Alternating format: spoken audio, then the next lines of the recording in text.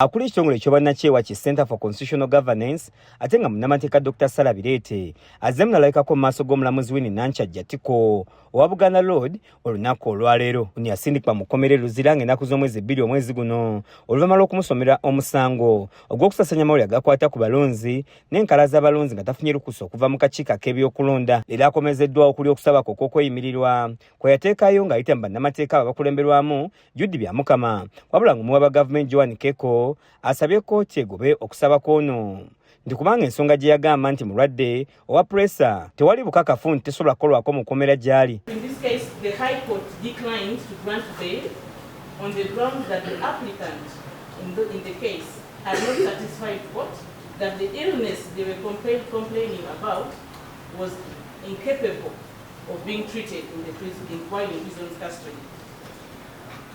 That the applicant had not adduced evidence to the satisfaction of court that he is suffering from such grave illness which cannot be treated in the prison service. Joan Keko agamba nti singa Sarah Birete ateebwa yantaataganya obujulizi mu musango guno olw'okuba nti ekifo kyalimu ky'amaanyi. Considering the status of the applicant, an executive director of a very big organization,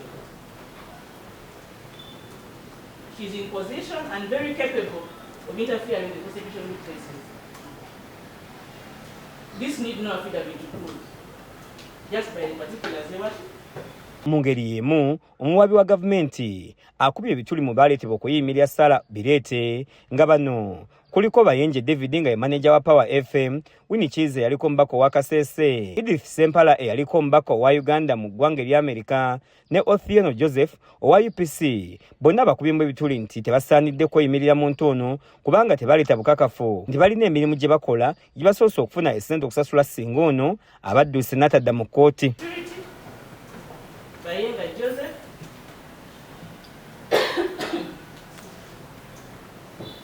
he presented an employment ID, your worship, that he is the managing director of Power FM. With his documents, he did not furnish court with anything, any proof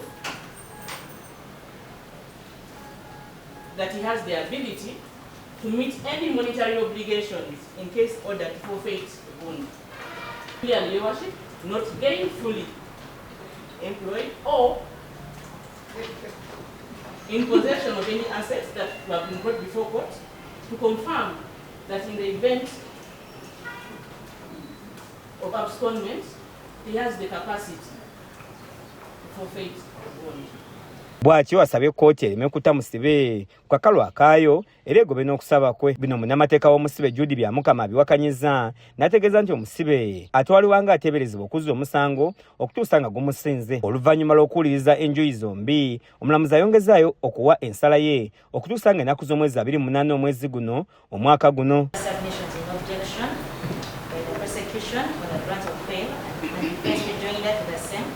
Several decisions have been relied upon and law cited in argument by both the prosecution and the defense. The court shall refer to the same, analyze, and with the arguments placed before it, determination for grant of bail for the accused person.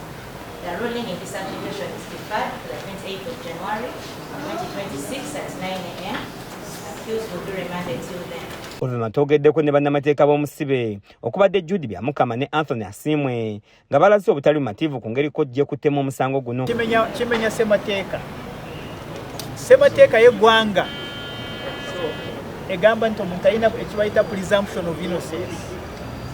Kubanga kirayinti waffe Dr. Sarah tewaliko musango, kkooti teyamusentensi naye kati omulamuzi kati amaze omwezi gumu mu kkomera naye tewali musango kubanga tewali bujulizi. Nabye era twali wano nga 2 omwezi nga gutandika ekitwewunyisa nnyo omulamuzi bwe twasaba bail twasaba okwemirira Sarah Birete. Omulamuzi n'ayongezaayo wiiki 3 nga kimenyera ddala n'amateeka ge balina okutambulirako ng'abalamuzi kuba tokkirizibwa kwongezaayo omusango okusukka ennaku 14 ng'omuntu ali ku rimandi. Naye omulamuzi yakikola misana.